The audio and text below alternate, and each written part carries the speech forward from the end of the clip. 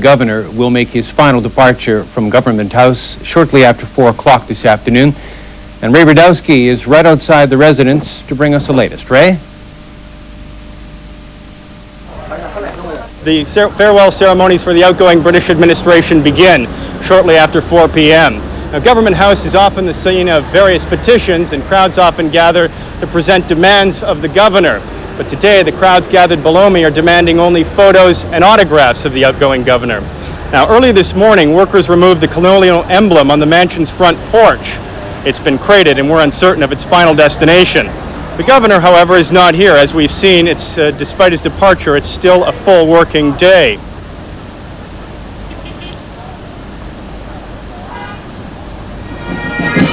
Crowds are anticipating his arrival. The song you hear is Highland Cathedral. It is Governor Chris Patten's favorite and will play as he departs. First, he'll inspect a police honor guard and say his final goodbyes to his staff.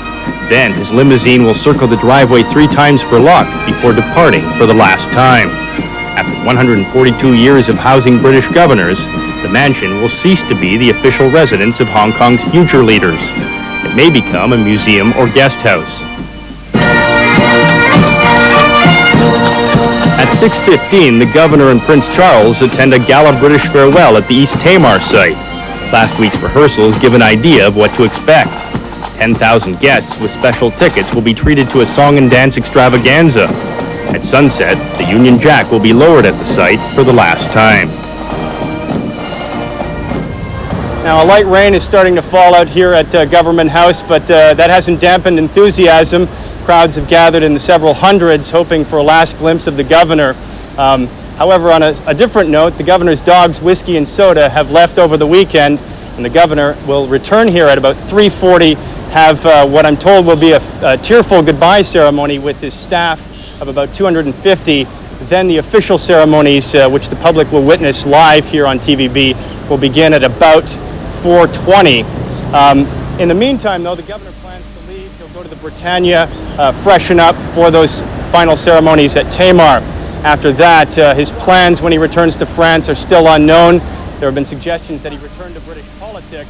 However, all he said is that he plans to go to France and write a book. Back to you.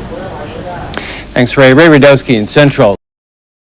And now we go to Ray Rudowski, who is standing by at Government House, waiting for the departure of the governor. Very much, Ray. Jenny. This is where the next phase of the farewell ceremonies to the British administration begin.